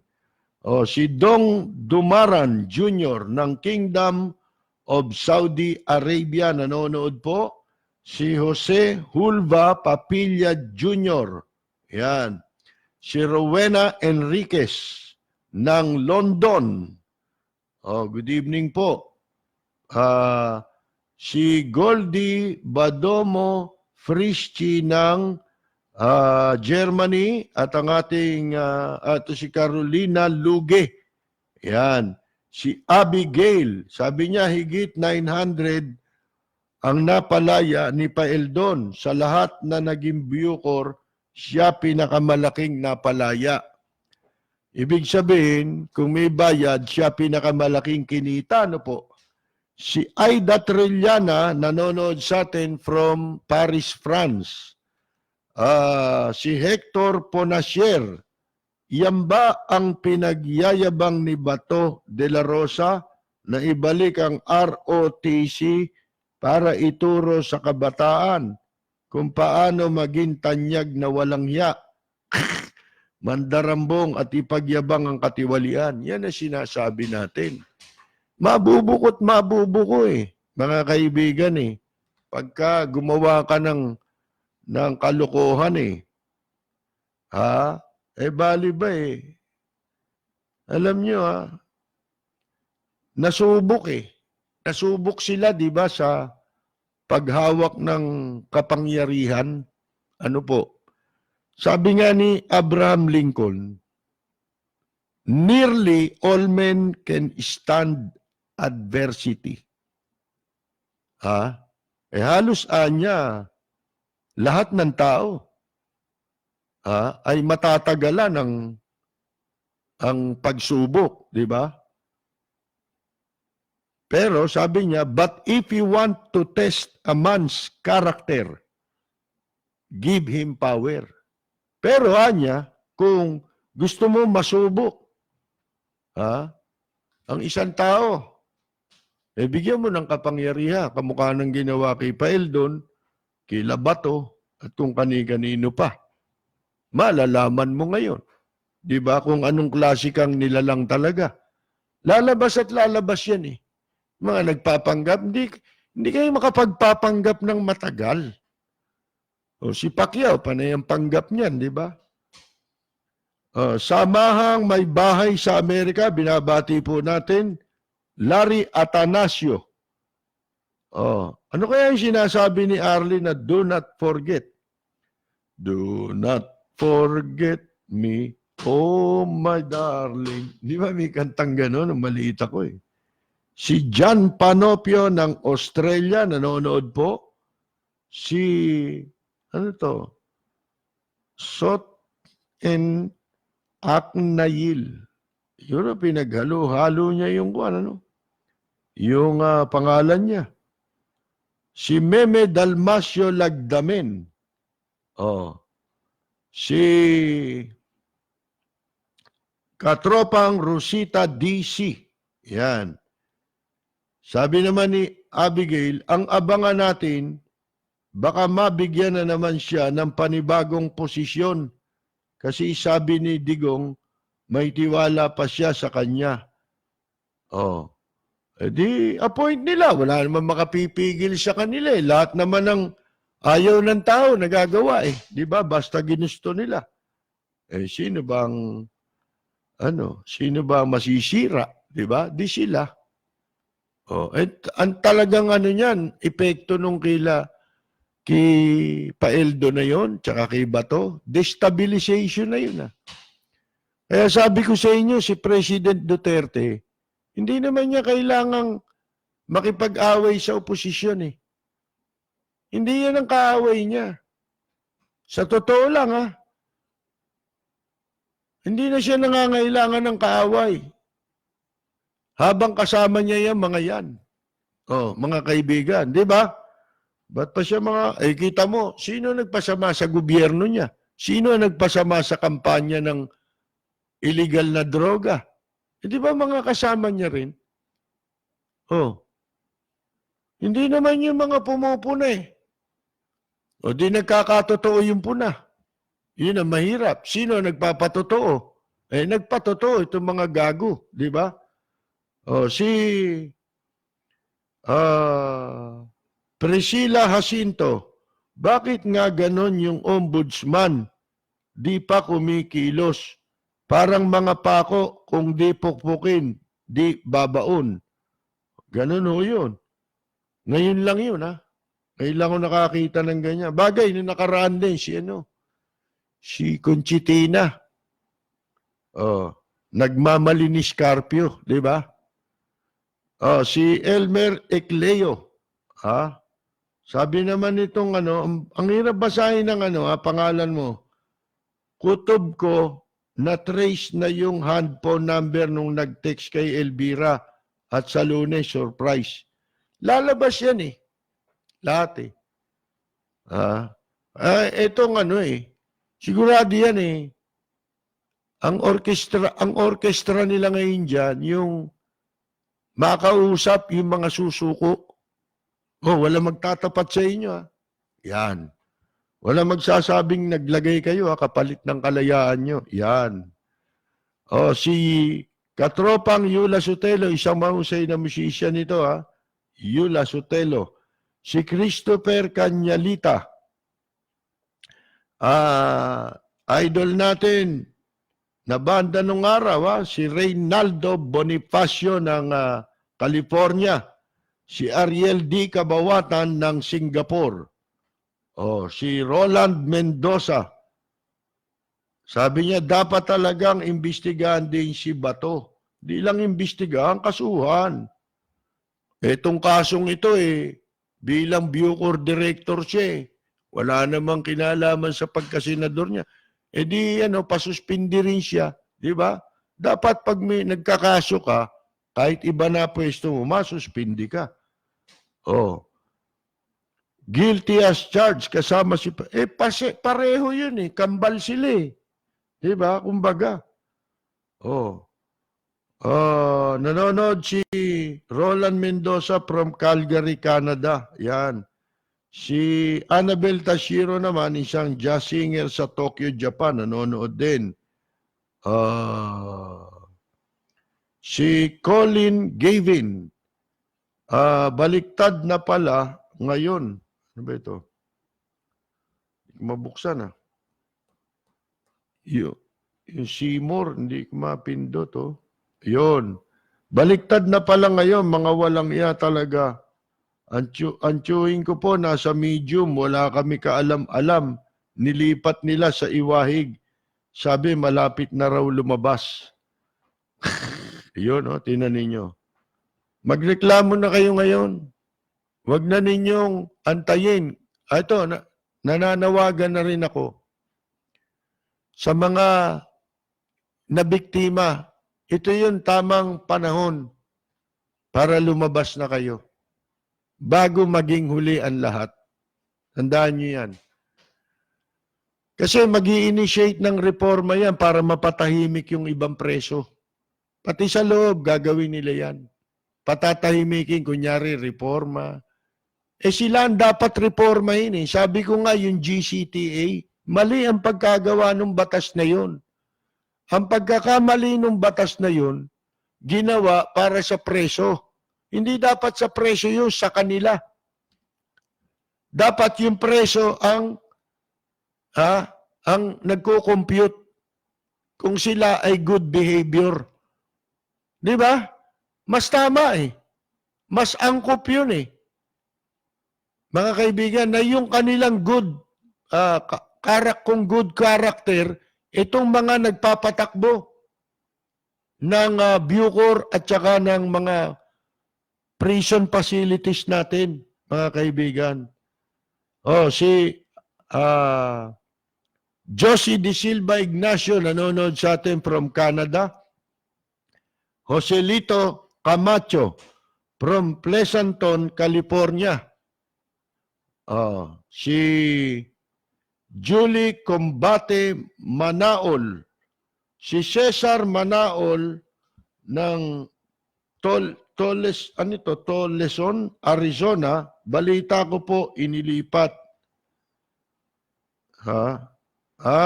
Si Cesar, ano siya, Manaol ng Arizona. Balita ko po, inilipat ni Presidente Duterte. Ayoko yan, joke na yan. Hindi ako natatawa dyan eh. Ewan ko kung anong meron na. Wala akong makitang ano ron eh. Pasensya na, maraming nagpo-post niya sa Facebook. Hindi ko gusto yung yung joke na yung kahit joke. Si Paildon nga eh. Di ba? Kwan eh.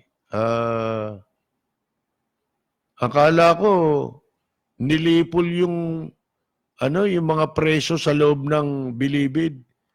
Yung pala, nilipol niya sa loob para ilabas. Nilabas niya eh. Si Eden Cruz Payumo. Si Ricardo Di Guzman. Yan. Si LB Di Guzman. Nanonood din po sa atin. Nasa rin yata ito, USA eh. Si Orly M. Hernandez, nanonood din po. Si Gerardo Borbon. Sabi naman ni Marlon Lopena Constantino, sa custom na wala yung 6 na bilyon shabu. Ganun din yun eh. Nabasa ko na yan eh. Si Levi Panahon, yan po, si Rudy Santos ng California, na dati po miyembro ng Horoscope Band. Si JP Adisas, binabati natin. Roxanne Rankin, binabati natin, hindi siya kamag-anak ni Kenny Rankin, yung magaling na si Roxanne kumusta na nga pala dyan? Ang lakas ng yung hindi tornado, meron nga yung sakman eh. Sinalanta yung Bahamas eh. Ngayon, andyan sa Amerika ngayon, no?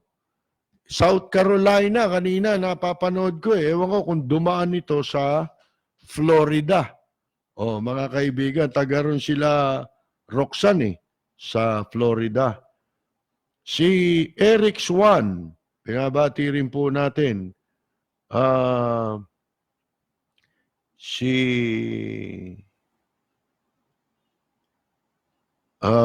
Kachat pala ni Arling kanina, si AJ, tsaka si Ana. Yun. Si June Tagalog. Si Willie C. Yan. Si Yage Maravilla. Si Leia Far. Valencia. Rafael Valencia. Yun. Bakit nanahimik yung mga BACC? Namimili ba sila puros mga... isa pa yan eh. Wala naman yan eh. Wala yan. Walang binesa yan. Pwesto lang ang hanap ng mga yan. At saka pinipili niyan yung maliliit para hindi sila makalabang kasi inaalagaan nila, sayang din kikitain nila, di ba? Sayang din ang kotong dyan. Sipin mo, makapanakot ka dyan ng lifestyle check sa maliliit.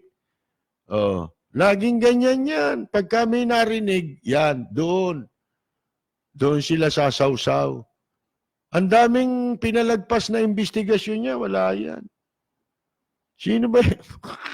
Sino ba mga kamote na yan? Mga kaibigan, tatapatin ko na kayo. Wala yan. Si Noel Campos ng Pittsburgh, California.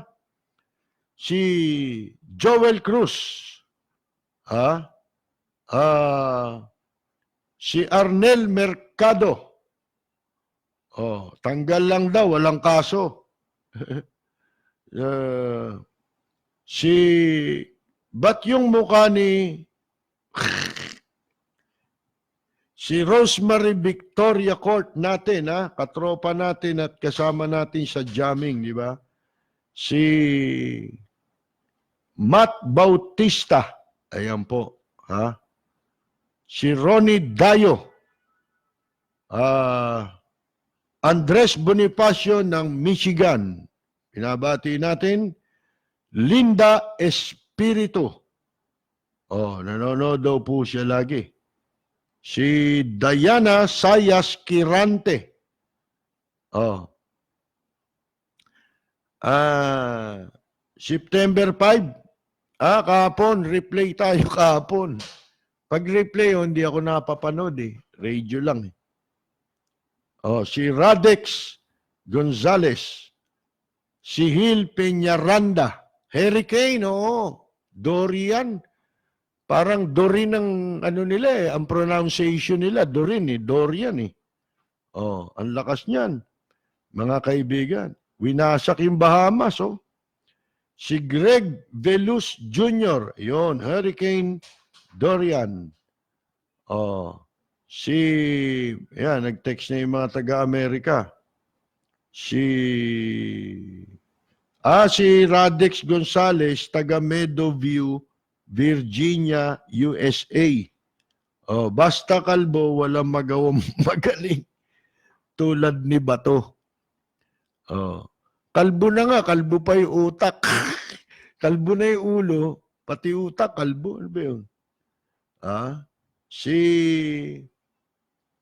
Sa Japan, nung namatay si Emperor Hirohito, pinalaya lahat ng preso. Si Hirohito? Patay na ba yun? Namatay na pala si Hirohito. Hindi ko na alam hindi pumasok ng US yung Hurricane Dorian. Binaybay lang yung Florida coastline. Ganun ba? Hindi, kanina eh. Expected nila sa South Carolina. Ewan ko natin, si Jerry Grad, nakatropa natin sa California, nanonood po. Si Buenos Dias, Joel Diaz ng Italy. Si Albert Quarry. Kamagana kaya ni Lito Lapid to? Ang layo naman ng pangalan, sabi ni Braille. Hindi, kasi Quarry. Diyan na demanda si Lito Lapid eh. Nakikinig daw siya from California. Isang posibilidad niyan eh, bibili ng isla tong si Paildon. Hindi, kaya raw pinalaya ni Paildon yung mga preso. Kasi baka magtangka uli siya magkudeta, wala na kasing sasaman sundalo sa kanya. So yung mga preso na yun, baka maisama niya pag nagkudeta siya ulit.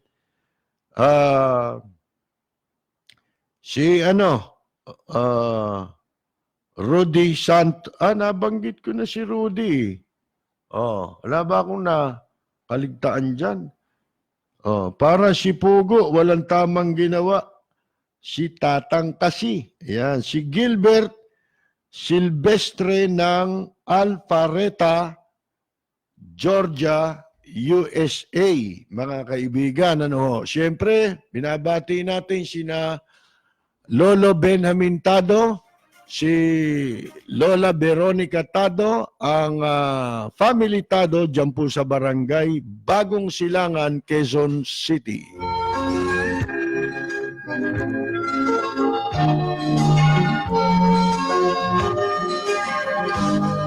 Sa bayan ko ay isa ang lahi, dito'y wala ang pagkukunwari. Hindi padadai sa tiyang kilala sa Nabati natin Edwin Javier ng Burbank. nais. Ang bayan ko'y punong-puno ng yaman. Bakit ito'y kailangan pang iwanan? Mel Rualizo ng Stockton, California. Mabuhay ng buong ganap. Bayan mo, sumabit man yaong wakas. Dito sa bayan ko. Mga kaibigan, wala na naman po tayong oras, kaya dyan po tayo muli pansamantalang magpapaalam. Salamat po sa lahat ng mga sumubaybay ng ating pong palatuntunan dito po sa makasaysayang himpilan ng DZRJ 810, ang Radyo Bandido. Sa lahat ng mga nanood ng ating pong live streaming sa FB. Sa pangalan ng ating technical director, si Braille. Happy weekend po sa inyong lahat. Ito po si Percy Lapid.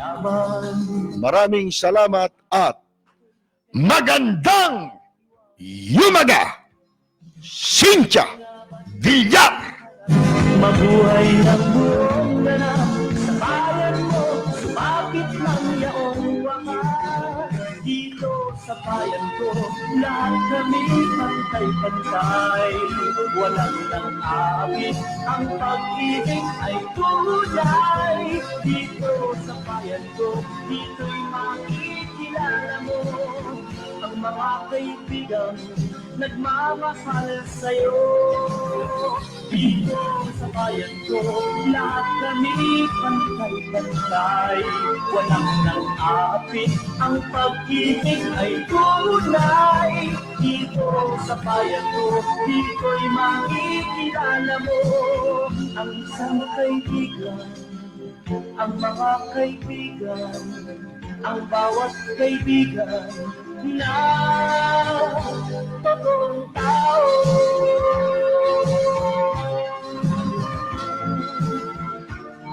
Dito sa bayan ko.